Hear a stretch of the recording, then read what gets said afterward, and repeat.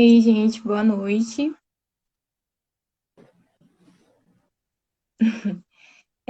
Boa noite. Boa noite.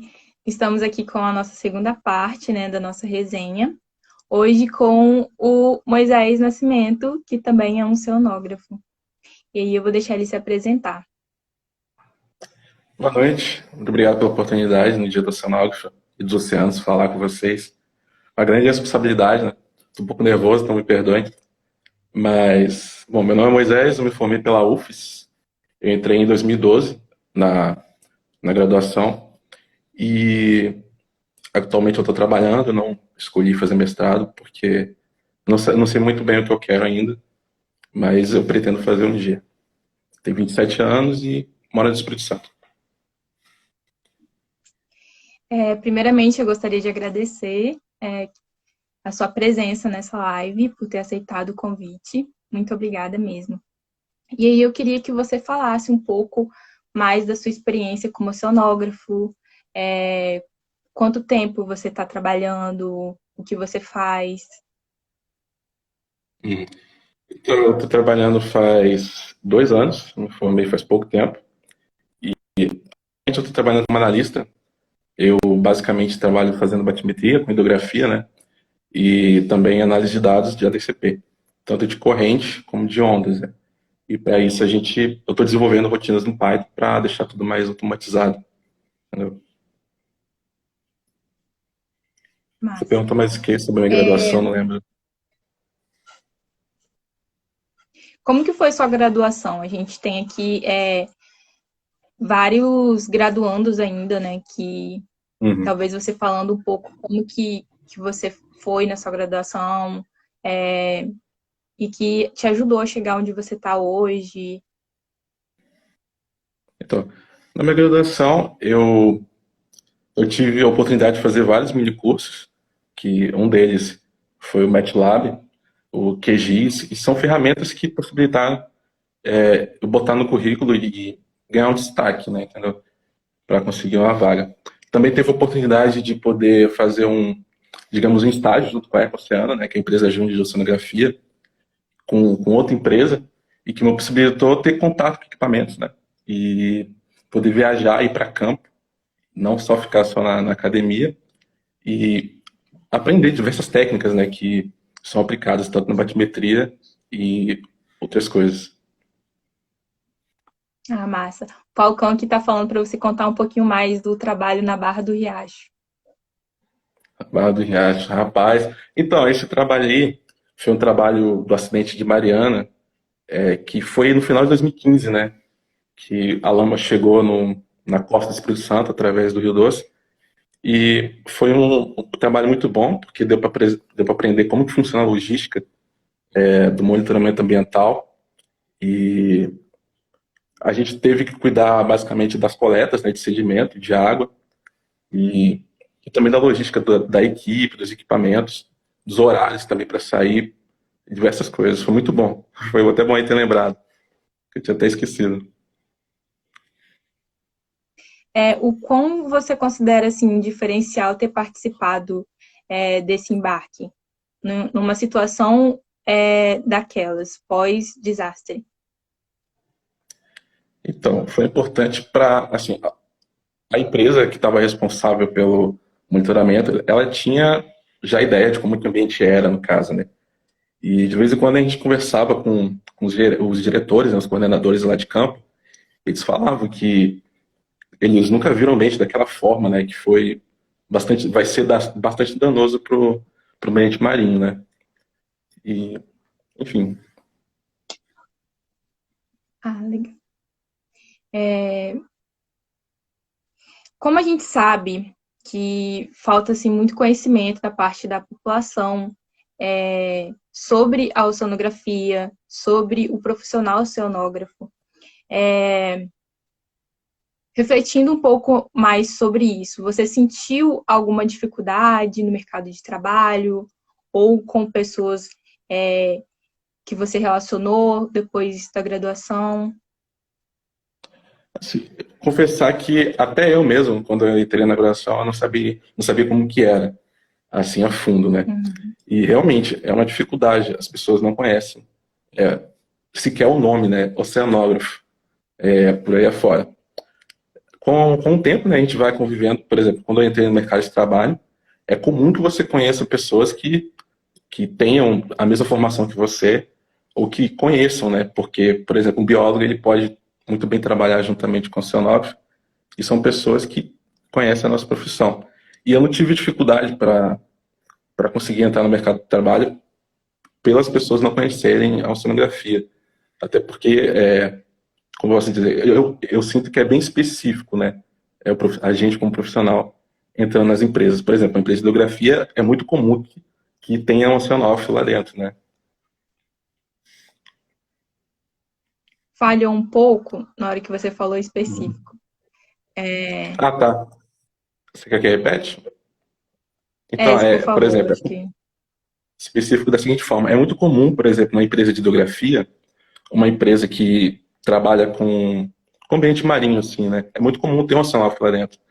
Então, para as empresas que eu já fiz entrevista, tanto de estágio ou mandei currículo, elas sabiam sim da existência do profissional, então eu não tive tanta dificuldade para explicar que o oceanógrafo ele é capaz de poder trabalhar com ambiente marinho, no caso. Uhum.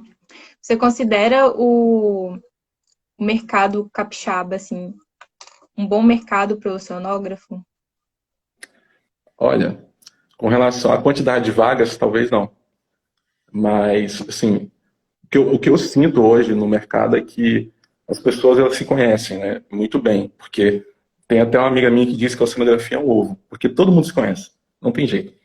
Eu estava trabalhando numa outra empresa antes de entrar para que eu trabalho hoje, e quando eu cheguei nessa nova empresa, o meu coordenador, ele fez parte da turma da minha outra empresa, entendeu? Então ele se conhece bastante. Entendi. E você falou sobre algumas experiências que você teve de embarque na graduação. Isso com certeza deve ter ajudado a você fazer Não, esses ajudou bastante. contatos que você tem agora. Uhum, bastante.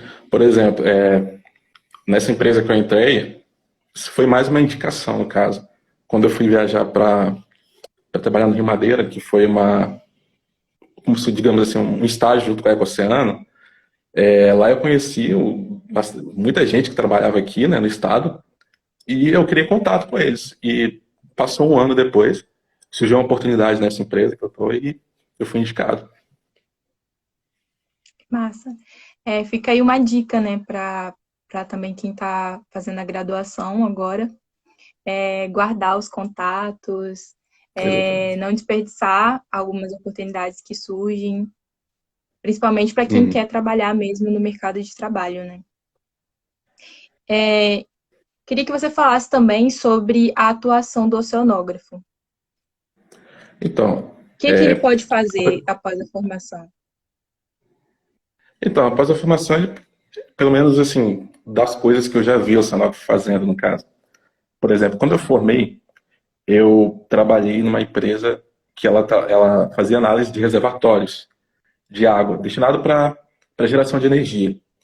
E a gente tem vários estudos que você pode fazer em cima disso, que é a avaliação do tempo de vida útil do reservatório, e com isso tem ligado a dinâmica sedimentar, né, para saber o tempo que ele vai demorar para deixar de ser útil, digamos assim, né, para não usar termos técnicos. E, além disso, por exemplo, eu estava lendo um artigo de uma oceanógrafa, que ela, durante o mestrado dela, ela estudou bastante Python, por exemplo, e hoje ela é programadora, entendeu? Ou seja, o campo é bastante vasto. Tem gente que trabalha com drone, fazendo topobatimetria com drone, e, enfim, são diversas. As áreas mais comuns, por exemplo, é hidrografia, tá ligado? Além da área acadêmica, né, que também é ligada à pesquisa, mas a maioria das empresas que eu já trabalhei e que vejo os oceanógrafos sendo inseridos são empresas de hidrografia que trabalham com batimetria, análise de corrente, enfim. Eu costumo dizer que quando as pessoas perguntam, né, o que o oceanógrafo faz? que as opções são infinitas, são É grandes, difícil tanto responder. quanto o oceano. É difícil mesmo responder. Eu te coloquei nessa, sim, mas eu sei o quanto é Não. difícil. É, tem várias áreas, né? É, várias coisas que você pode fazer, especificações, enfim. E o Rafael aqui está querendo saber qual a perspectiva quanto à demanda de trabalhos na área ambiental nesse período de crise, né, e pós-crise. Uhum. E ele está querendo saber também se os trabalhos estão sendo prejudicados. Como que anda o mercado de trabalho Assim, agora, qual a previsão para depois da crise. assim, com relação ao mercado, pelo menos das empresas que a gente mantém contato, elas não estão contratando, né? Mas é em função da crise. Como que você vai, da pandemia, digo assim, né? Como que você vai fazer uma entrevista, sendo que você tem que se deslocar nesse período que é o ideal é ficar dentro de casa, né? Inclusive, algumas das minhas atividades que eu tenho que fazer, eu estou fazendo em casa. Dificilmente eu saio para, por exemplo, para ir buscar algum dado lá na empresa. Eu trouxe um HD externo de 2 teras e está aqui comigo. Mas com relação ao campo, por exemplo, a gente tem que dar conta, porque a gente fez um contrato e esse contrato tem que ser mantido. Se a empresa contratou a gente para coletar dados durante um ano, a gente tem que fazer isso acontecer. E a empresa ela tem tomado diversos cuidados, né? Por exemplo, os itens de EPI acabaram mudando, outros foram inseridos, por exemplo, máscara, álcool em gel. E, por exemplo, a equipe de campo foi reduzida, digamos assim, né? Justamente para possibilitar a continuidade do trabalho. Entendi. Então, vocês estão fazendo alguns trabalhos em casa também, né? Sim, sim, relatório, análise de dados, isso dá para fazer em casa, né? Uhum, entendi. É, a Carolina está perguntando aqui, na verdade, ela está pedindo, né, para você falar um pouquinho mais a fundo sobre o que você faz na Ambilev, ferramentas que você Ah, utiliza. bom, vamos lá, então. Na Ambilev, eu tô num projeto que trabalha basicamente com o Shore Approach, que é você analisar o ambiente para uma possível chegada de duto, né, ou instalação de terminais, que basicamente é você analisar a batimetria, né, o sedimento, a topografia e a oceanografia do lugar, corrente e onda. E a gente aplica, por exemplo, diversos equipamentos, fundez ADCP, batimetria a gente usa o CV100, tem a galera que está, por exemplo, fazendo com jet ski, a gente faz isso também, batimetria com jet ski. E os relatórios para análise de dados, a gente processa o dado, né, utiliza HiPAC e, ultimamente eu estou trabalhando mais com a parte oceanográfica, né, que é principalmente dados de ADCP, que é escrever as rotinas, né, para gerar gráficos e análise de dados estatísticos por aí. E assim vai. Ah, massa, obrigada por dar mais detalhes do que você faz, né, no seu trabalho. A gente está vivendo um momento agora, está se falando muito sobre o preconceito racial, enfim. E aí a gente quer saber se você já sofreu algum preconceito ou se sentiu desfavorecido em relação à sua cor, no mercado da Então, graduação ou no mercado de trabalho. na graduação, não, e também nem no mercado de trabalho, porque assim, a resposta é basicamente essa. Eu acredito que é muito difícil você conseguir, por exemplo, um profissional capacitado para ocupar uma vaga e você privar, por exemplo, a sua empresa de ter um técnico bom simplesmente por causa da cor dele. E a capacidade técnica e intelectual de uma pessoa não está ligada à sua cor, né? Então, isso nunca aconteceu comigo, eu nunca tive relatos de colegas que sofreram racismo no mercado da oceanografia. Nossa, e isso é muito bom. E que bom, assim, que os poucos negros que tem na oceanografia não sofrem muito, não sofreram certos tipos de preconceito. A gente esteve agora com a Kessiane e ela falou um pouco sobre. Porém, a gente observa que a ingressão desses estudantes, né, negros na oceanografia é muito pouca. Sim. E uma outra coisa também é que a gente não vê professores negros na oceanografia, o que também demonstra o que veio acontecendo ao longo dos anos, né, na história da oceanografia. Exatamente. Na minha turma, Pois é. eu acredito que negros mesmo tinha eu e mais uma menina, né, que é a Renara. Assim, eu não lembro de outra pessoa na minha turma. Agora, com a galera que eu convivi durante esse período na UFES, tinham uns 6, talvez. Além, na pós tinha a Kiciane, né? Tipo, vamos botar assim, uns 7. Entendeu? Ah, tá. Você Falaram falou aí, que tem um único tem professor, assim. Teve alguém que comentou assim, um único professor. Esse tinha um professor, mas não era muito na cara, né? Tipo assim, às vezes ele brincava de algumas formas, né? Mas eu nunca ficou na cara que seja racismo, no caso. Porque, digamos assim, tinha várias brincadeiras, por exemplo, se vocês. Ele falava pra turma, né? Se vocês não estudarem, a prova vai acontecer assim, creu negão. Eu olhava pra mim, entendeu? Assim, nessa época eu não me sentia, digamos assim, rebaixado ou menosprezado, né? Eu sentia mais que era uma brincadeira inconveniente, em casa. E não era só entendi. comigo que ele era inconveniente, com pessoas de outras cores também. Então, acredito que esse professor, ele seja assim mesmo, infelizmente. Tem certos comentários que, querendo ou não, são racistas, né? A pessoa pode até não ter essa intenção, mas certa forma são. E Uhum. a gente observa também, estava até comentando com algumas pessoas, que nesses últimos anos a ingressão de alunos negros na oceanografia aumentou. Tanto que em 2018, acho que entraram 6 alunos negros. Nossa. E bastante. Na minha turma entraram acho que 2, 3.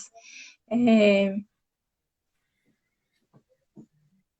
a gente espera que entre mais, né? Que a Não, com certeza. oceanografia é de todos. Exatamente.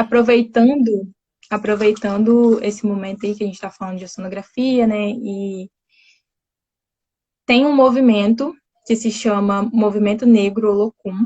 Eles criaram um Instagram hoje e que ele é um movimento voltado para o profissional oceanógrafo negro. E aí a gente vai fazer algum post explicando mais sobre o que é, o que a gente vai fazer. E segue lá, que mais tarde a gente vai passar algumas informações. Continuando aqui nosso bate-papo, Moisés, queria estar entrando agora sobre as problemáticas que a gente encontra em relação aos oceanos, né? Tanto, enfim, são diversas dessas problemáticas e que o mundo, né, se deu conta disso e criou aí a década dos oceanos para chamar mais atenção para esses problemas. Eu queria que você falasse um pouco disso. Exatamente. Assim, antigamente tinha essa ideia de que o oceano era infinito, né? Que ele tinha diversos recursos infinitos, e que ele poderia lidar com qualquer carga de poluente que você jogasse nele. Que ele era resiliente e iria dar conta. Só que não é bem assim, né? Hoje em dia a gente vê, por exemplo, ilhas de lixo sendo formadas, estoques pesqueiros diminuindo, habitats diminuindo também, né? Espécies entrando em extinção, e acidificação dos oceanos, mudanças climáticas, e tudo isso está ligado justamente com assim, a ação antrópica, né, no oceano. E uma pergunta que você fez também foi sobre o oceanógrafo, né, se ele vai ter importância nessa década dos oceanos. Eu acredito que sim, porque uma das metas propostas pela ONU, né, é justamente reduzir a poluição e também um maior incentivo à pesquisa, né? Porque, segundo ela, apenas 4% do gasto nacional é investido em pesquisas oceanográficas, né? E como o oceanógrafo é um dos poucos profissionais que tem, assim, como foco de estudo, o oceano, é bem capaz de que a gente possa ver a oceanografia ganhando destaque aí, né? É, a gente espera, né? Uhum. E o que É difícil pensar, porque você tem, por exemplo, pessoas em reuniões ministeriais querendo promover o abrandamento de leis, né, ambientais, em virtude do foco que a mídia tem dado para o coronavírus, né? E é justamente algumas dessas leis, ou todas, né, que justamente ajudam, auxiliam a preservação ambiental, né? massa. Eu costumo falar e ouço muito também que a gente, quando tem um conhecimento a respeito de algo, a gente tem como tomar decisões mais claras, mais corretas, né? Então, será que falta muito conhecimento sobre esses problemas, sobre relacionados aos oceanos, relacionado ao meio ambiente? A gente está num momento que nunca se falou tanto assim sobre essas problemáticas ambientais. Falta ainda se falar Uhum. muito mais. Mas, assim, na sua percepção, como que a gente pode expandir isso, expandir mais esse conhecimento sobre as problemáticas, sobre a importância dos oceanos, né? Não só para a gente, como ser vivo, né? Porque a gente pensa muito. A oceanografia, na verdade, foi criado para os seres humanos, né? Não foi criado pelo meio Uhum. ambiente. Então, a gente pensou em como estudar o oceano para nos beneficiar, quando na verdade era para a gente também pensar no ambiente, né? O que nos torna um pouco egoístas. E aí eu queria que você dissesse, assim, na sua percepção, o que pode ser feito para a gente ampliar ainda mais esse conhecimento e o que a gente pode fazer também para ajudar. Foi até alguma coisa que comentaram Ah, tá. aqui. Eu vi a pergunta. Ele O perguntou que a como gente. nós, um cidadão comum, pode Isso. ajudar, né? Digamos assim. Então, eu acredito que para melhorar, assim, o destaque, né, da importância dos oceanos na população em geral, eu acredito que uma das medidas é a educação ambiental, né? E não precisa necessariamente você estar envolvido em uma ONG para você ser o educador ambiental. Tinha um professor meu de geografia que há 15 anos atrás que ele falava o seguinte: ele viajou para outro país e ele foi num café e lá as pessoas, um grupo de jovens, eles estavam conversando sobre política. E aqui no Brasil não se tinha esse costume, né? Há 15 anos atrás, pelo menos eu não falava sobre isso. E quando ele retornou, ele falou pra gente: meu sonho é ver um grupo de jovens sentados no restaurante ou no café conversando sobre política. E hoje a gente fala sobre isso. E a gente pode fazer uma analogia, né? Por que não esperar que no futuro se pense mais sobre as discussões ligadas ao meio ambiente, né?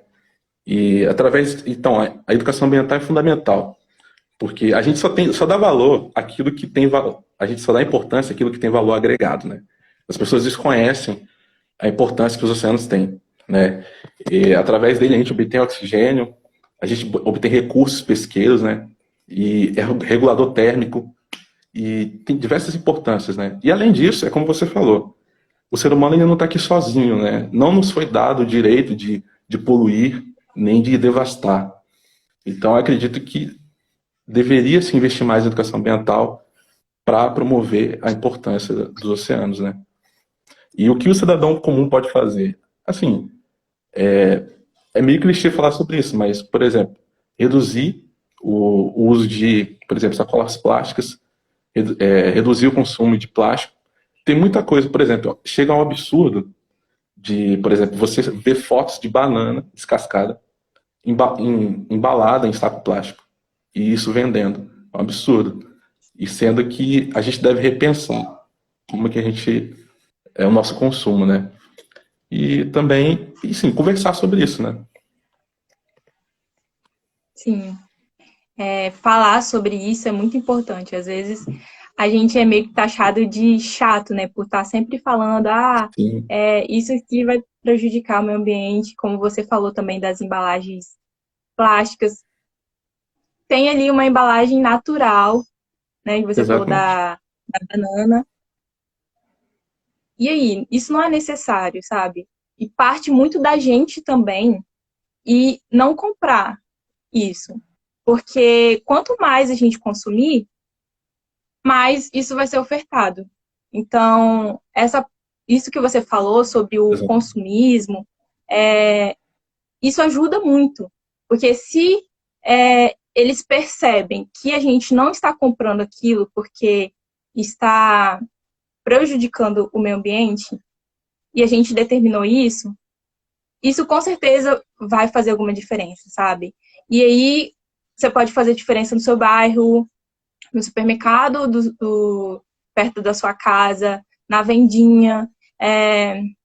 Eu muitas vezes já fiz isso aqui, perto de casa, de não carregar sacola, e as moças já dentro do supermercado já me conhecem, às vezes me arruma caixa de papelão. É muito disso assim mesmo, sabe? Da gente falar e fazer a nossa parte. Uhum. E você queria falar mais alguma coisa sobre isso?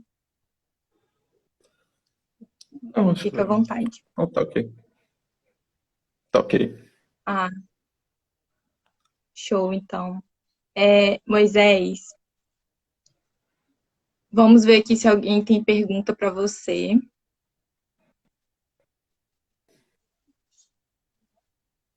Para quem entrou agora, o Moisés é um oceanógrafo, né? Ele se formou recentemente, mas ele já tem uma Uhum. experiência no mercado de trabalho já. E aí vocês podem deixar as dúvidas de vocês, que ele vai estar fazendo o possível para responder.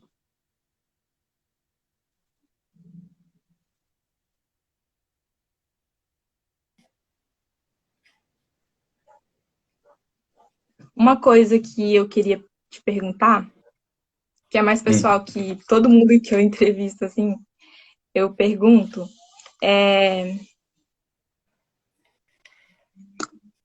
que é o que é empreendedorismo para você? O que é empreender na oceanografia, por exemplo? Empreender.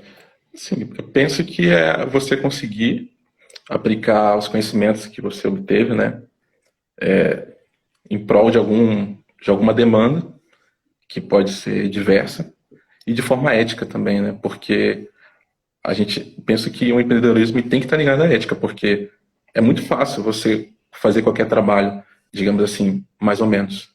Mas agora, você fazer aquele trabalho eficaz, que não cause desastre, ou que se o desastre está ali, você coletar o dado e realmente ter a ousadia de publicar esse dado, né, e não manusear o relatório, né, e eu acredito que isso é empreender de verdade. Nossa, falou tudo. E a gente que trabalha assim nessa área ambiental tem que tomar muito cuidado, né? Que aí tem o lado financeiro e tem o lado Uhum. ambiental. Muitas das vezes a gente, por amor mesmo à nossa profissão como oceanógrafo, por amor ao meio ambiente, a gente deixa de fazer alguns projetos que seriam prejudiciais. É muito disso que você falou, né, da ética, da gente se pôr no Exatamente. nosso lugar, da gente fazer bem o nosso trabalho. Tem uma pergunta aqui, eu vou ler para você. Você considera, você considera o salário peraí, da área bom? E acha que no Brasil tem que valorizar mais a área? Assim, valorizar com certeza. E confesso que é meio complicado falar sobre isso, né? Até porque eu sou funcionário de uma empresa. Mas a gente vê fora do Brasil que o profissional oceanógrafo ele é muito mais valorizado do que aqui, né? Entendeu? Eu posso dizer que levando em consideração a experiência que eu tenho, eu sou bem remunerado, Só que você vê, por exemplo, outros profissionais recebendo com vários anos de experiência, não recebendo o que, o que é devido, né, pelo menos na minha concepção. E além do mercado, você também tem a área acadêmica, por exemplo. A bolsa de mestrado teve muitos colegas meus que assim consideram ela pouco para conseguir obter o sustento somente da bolsa, né, durante aquele período, digamos assim, né, entendeu? É, realmente, o mercado aqui, a valorização do oceanógrafo no Brasil ainda não é o suficiente, não é adequada. Eu estava conversando Uhum. com o Bruno, não sei se você conhece, a gente fez uma live com ele também. E a gente estava batendo um papo sobre isso, sabe? O quanto que o profissional oceanógrafo não sabe o quanto que o trabalho dele vale. A gente não sabe dizer quanto que vale a sua hora de trabalho. E isso é muito preocupante. E, e ao mesmo tempo, você pode cobrar muito ou pouco, e aí vai depender do tipo de trabalho, e aí a gente vai entrar dentro daquele assunto que o oceanógrafo pode fazer de tudo um pouco, né? Uhum. E conversando um pouco mais sobre isso, sobre o registro, né, do profissional oceanógrafo. Queria que você falasse um pouco, assim, o que, que você acha, se você apoia ou não. Então, seria interessante a gente ter um órgão, né, que nos representa, justamente para fazer, assim, não que nós não tenhamos, né, mas assim, um efetivo que fazesse ouvir a nossa voz com relação à briga por salários melhores e por competência, né, entendeu? Assim, a gente, por exemplo, não sei como que anda, tem um profissional que também pode trabalhar com hidrografia, que são os geofísicos, eles também não têm um órgão que os representa, né? E justamente a briga, justamente por esse profissional, é porque ele queria ter exclusividade e algumas técnicas que são aplicadas, né? E eu acredito que eles não conseguiram ainda por isso, né? E será que na oceanografia o campo é muito diverso, entendeu? E tem gente que briga falando que um órgão pode limitar o profissional e tem outros que dizem que pode melhorar, né? Entendeu? É difícil falar sobre isso, entendeu? É bem Mas que difícil. seria Te coloquei interessante em ter para outra. fazer ouvir a nossa voz, seria. É, é aquela questão, né? Depende. É bom, mas depende de como que isso vai se Uhum. proceder. Por isso que tem muita divergência em opinião, assim, por parte de aceitabilidade, né, do profissional oceanógrafo. Uhum. Temos mais uma pergunta aqui. Estão perguntando se você tem vontade de trabalhar fora do Brasil e qual seria esse local, né? Qual seria um lugar muito empolgante de trabalhar assim no mundo. Pra ser sincero, eu nunca pensei. Assim, eu tenho vontade sim, justamente porque as opções são mais rentáveis, né? Mas, assim, nunca pensei, assim, vou pensar no lugar que eu vou. Só que eu vejo, por exemplo, os Estados Unidos, ele investe muito mais na, na pesquisa e também, assim, é porque eu não acompanho muito, mas se você vê no Instagram direto, eu sigo algumas empresas, você vê os equipamentos que eles usam, são novos, as embarcações são adequadas, e é um mundo totalmente diferente, né? E quem não gostaria de trabalhar com, com esses recursos? Então, se fosse para escolher o lugar, pelo que eu conheço até agora, eu gostaria de ir para os Estados Unidos. Show. Gente, vocês têm mais alguma pergunta para o Moisés? Aproveita. Tem muita, tem muita gente aqui parabenizando, né, os oceanógrafos, te parabenizando, né, porque eu não sou ainda. Obrigado. Então, você está estudando, você está no caminho. Tô no caminho. E aí, algumas pessoas falando que tem muito orgulho de você, do profissional que você se tornou. Obrigado. Muito bom ouvir isso.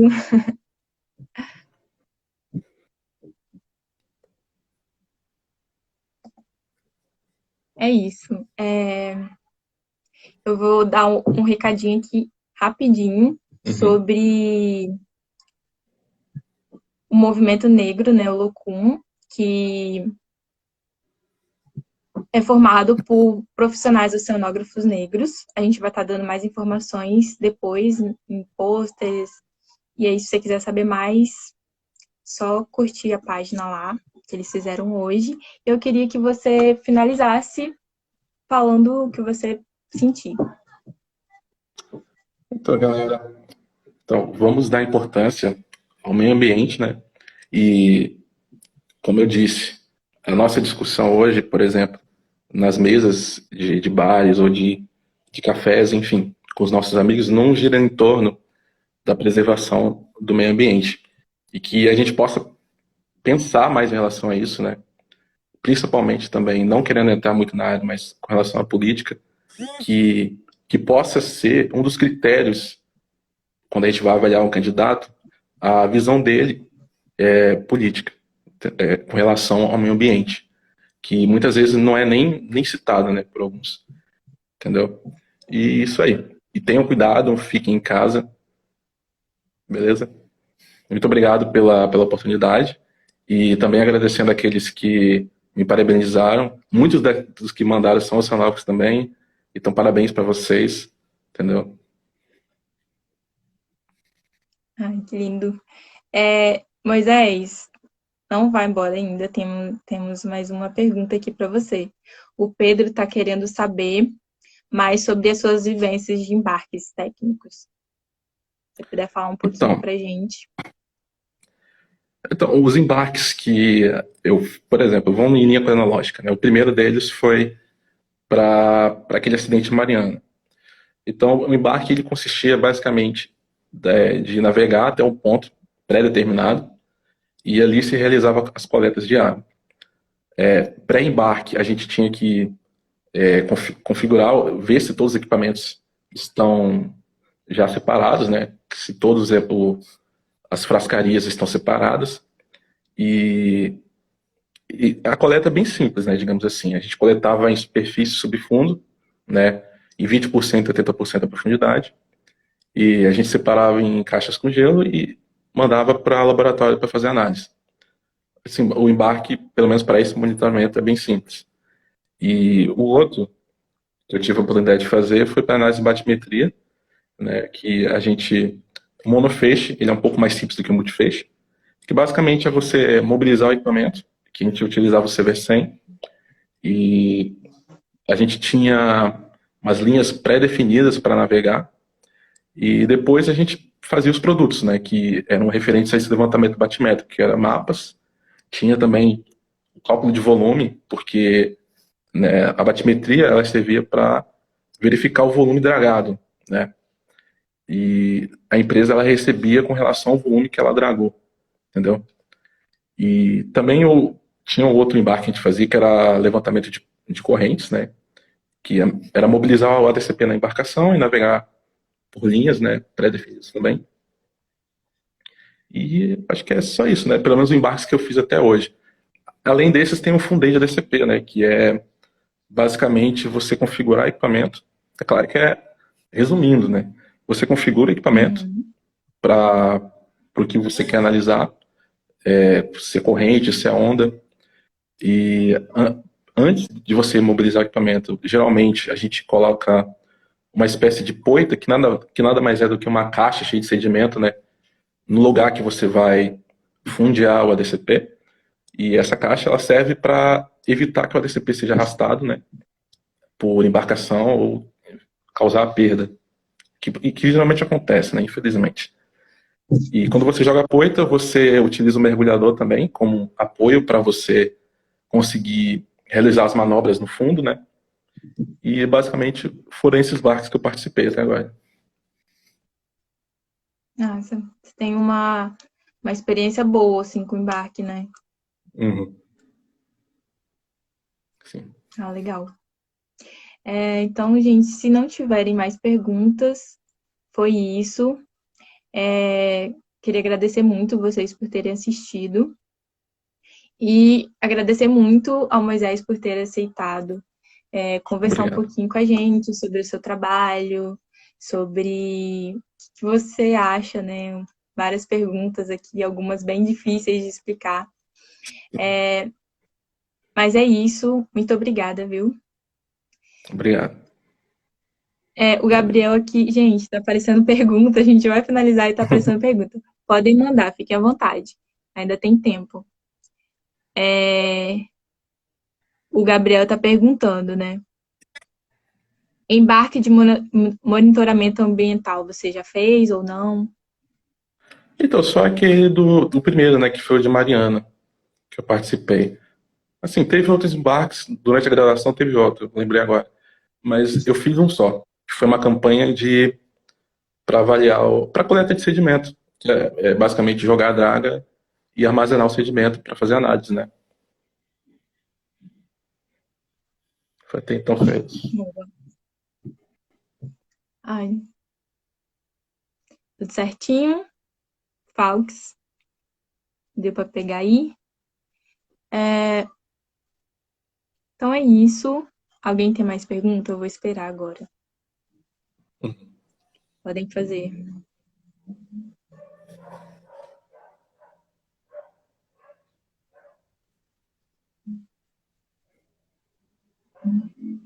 Ok, gente. Foi isso mesmo. Obrigada de novo, Moisés. E até mais, gente. Valeu. Obrigado. Ai, tem uma outra pergunta aqui, calma. Cadê? Qual o papel do oceanógrafo em situações de catástrofe ambiental igual o de Mariana? Muito boa. Então, um dos papéis que, pelo menos que eu estava participando, né, que era justamente você coordenar a equipe que tava realizando a coleta, né? Para saber se estava coletando, tem uma técnica aplicada, né? Porque, por exemplo, você vai analisar o oxigênio dissolvido e você vê o técnico coletando a água de qualquer forma, gerando bolha. Isso não pode acontecer. Então você tem que ficar de olho em todos os procedimentos ali, né? E deixa eu ver mais o que. Verificar se toda a frascaria está lá, se a embarcação parou no ponto correto, né? Deixa eu ver mais o que. E além disso, né, ligado a desastres, você pode ter, por exemplo, oceanografia socioambiental, né? Confesso que não é muito a minha área, mas é bom citar porque muitas vezes ela é negligenciada, né? E é um campo que o oceanógrafo pode atuar também, porque quando você tem um desastre, ele gera conflito, né? Um conflito ali, porque você tem que dizer para o pescador que ele não pode pescar mais porque teve um acidente e que provavelmente o peixe que ele vai pescar está poluído, né? E o oceanógrafo ele pode trabalhar ali fazendo a intermediação, no caso, entre por exemplo, um sociólogo, que talvez não conheça muito bem as questões ambientais, né? E o órgão público ou uma pessoa jurídica que foi a empresa causadora do desastre. Nossa, é super importante isso que você disse. Não é só dizer que não pode, né? Tem que explicar o porquê também, para Uhum. evitar mesmo que eles acabem desobedecendo, indo lá pescar, levar o problema também para casa. Sim. E o profissional oceanógrafo, ele possui um conhecimento assim diverso, né? Então, a gente pode atuar em várias áreas, em relação a desastres, né? A gente pode trabalhar de Uhum. diversas formas também.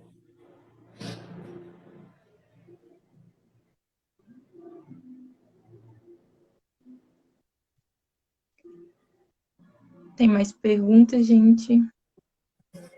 Eu vou esperar agora, eu juro. Uhum.